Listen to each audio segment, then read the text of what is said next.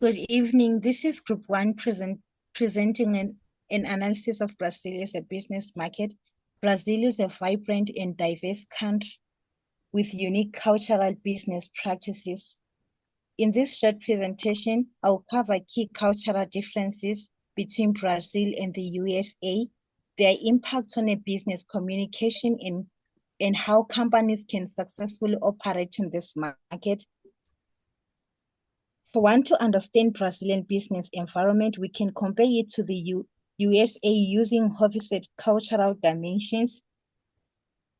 Power distance, Brazil has a higher power distance where hierarchical structure is used, where decisions are made at the top and employees tend to respect authority without questioning leadership. In contrast, the USA values collaboration and employees are more likely to challenge the decisions. This means American businesses must adjust their leadership approach when working in Brazil. Individual and collectivism. The USA prioritizes individual success, with achievement and promotions being personal milestones. However, Brazil is more collectivist, meaning teamwork, family, group harmony, and are highly valued. Businesses in Brazil should focus on building strong relationships and recognizing team efforts rather than individuals. And communication style. Brazilians tend to use high context communication, meaning they rely on indirect language, tone, body language. In contrast, Americans are more direct. Communication and scheduling. USA follows a linear culture time where punctuality and deadlines are strictly followed. Brazil has a more flexible approach, a time where personal relationships sometimes take priority over rigid schedules. Businesses should allow extra time for meeting and be adaptable in scheduling. Business communication adapting. Since Brazilians prefer indirect feedback, American managers should be careful when addressing mistakes. In conclusion, understanding Brazil's cultural business environment is essential for success market entry.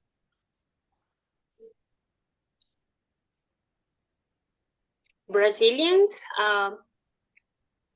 experienced negotiators who prefer always direct negotiations and clear negotiation. But at the same time, they can be aggressive and having a variation in their prices can affect your negotiations. And sometimes because of their aggressive actions, it can be possible to have a kind of disagreements and it opens a room for concessions. So during negotiations, it's so important to remain calm and also respectful during these moments.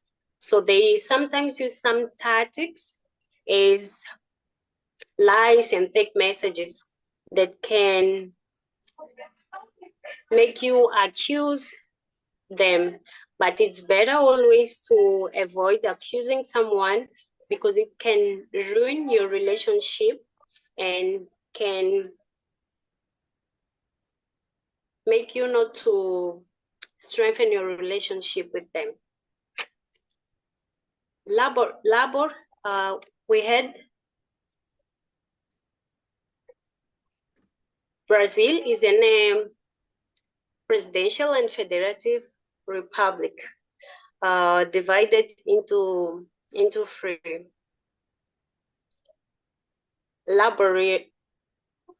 I'm sorry, guys. Okay, Brazil is divided into free executive, legislative, and judiciary, and this presidential federative republic. So recently we had developments as labor reform in 2017 that aim to increase flexibility but reducing costs for companies.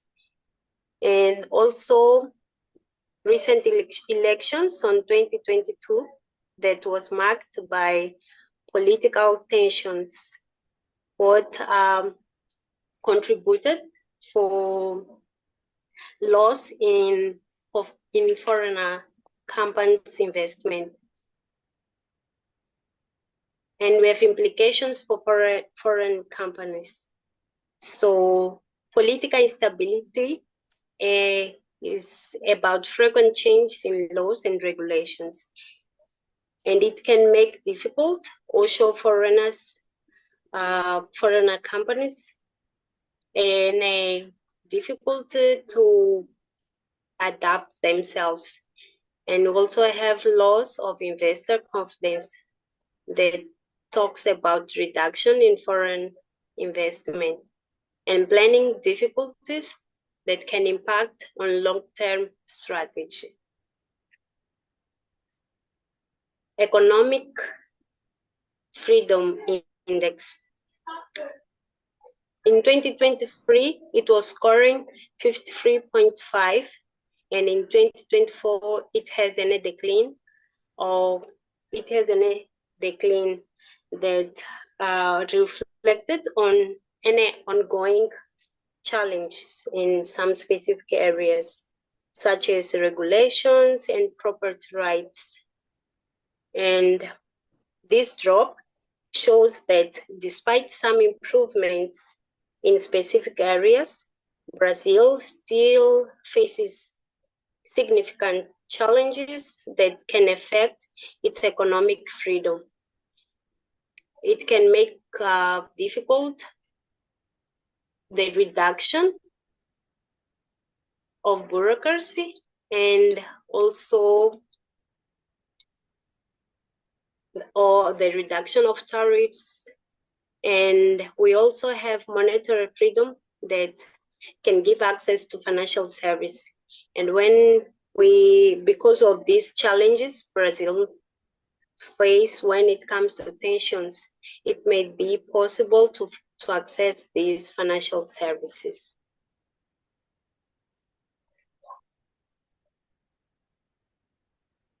Challenges of economic freedom.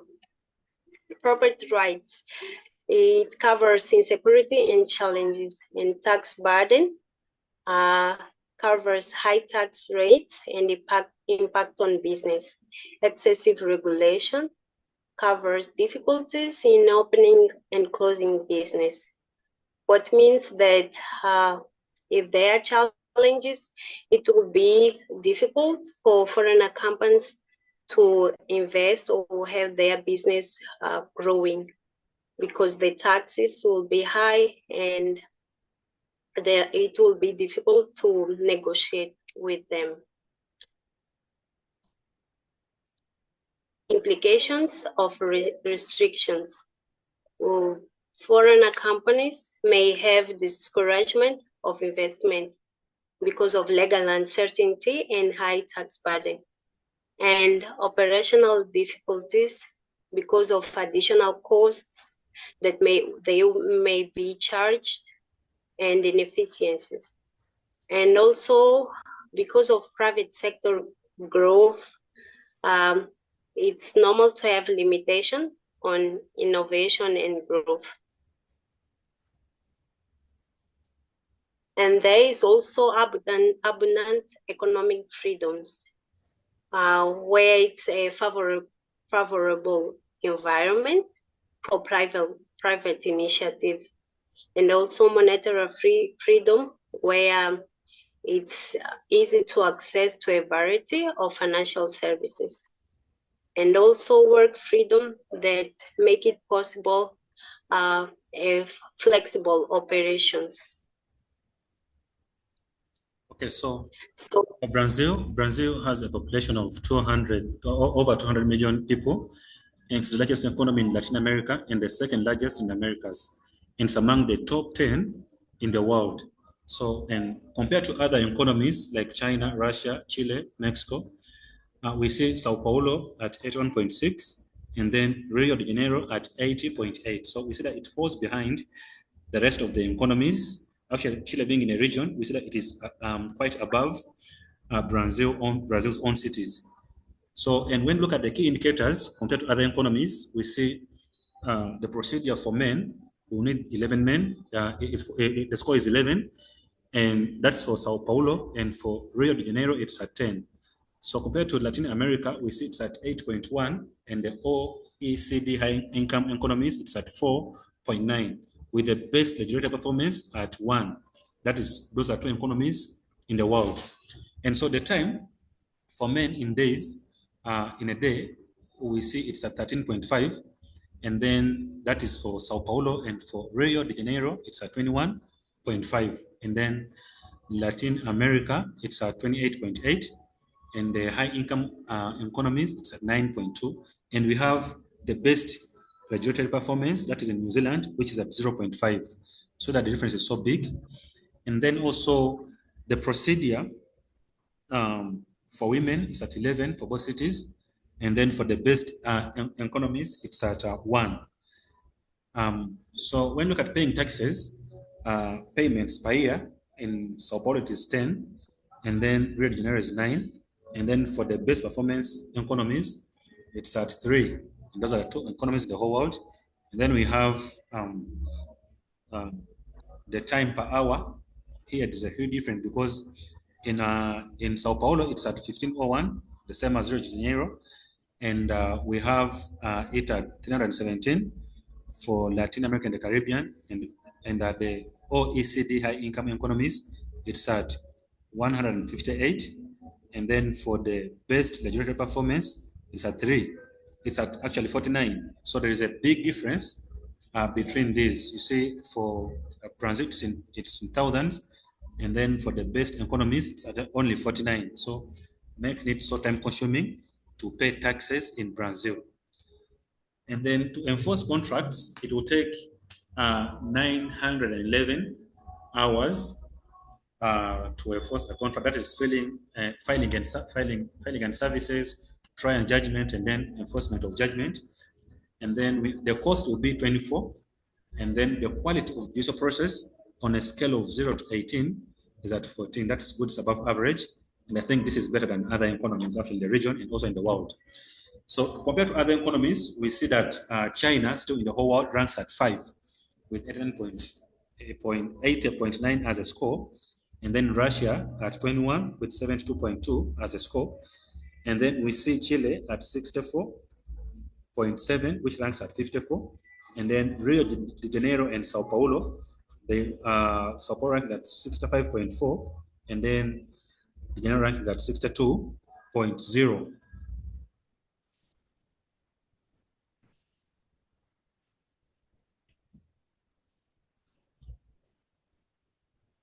I'll provide an overview of Brazil's economy, highlighting its key economic indicators, trade, and growth prospects. The key indicators, these are the PP capita growth, GDP growth, inflation, and interest rates.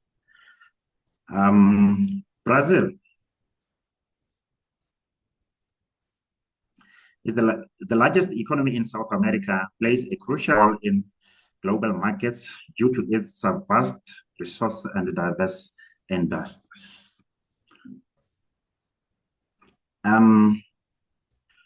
The key economic indicators. So, sorry. It shows that Brazil's economy is... Radichaba, I've paused. Yes, sir. I've paused, so you're just going to conclude because we only have 2 minutes, 1 minute left. So just conclude and it will be very, very fine, okay? So I'll start again in 1, 2, 3, go. Brazil's economy is the 12th largest in the world, with a GDP approximately of 1.9 trillion and economy The country's economic structure is diverse, with a major contribution from agriculture, manufacturing, and services. Brazil is also a top producer of commodities like soy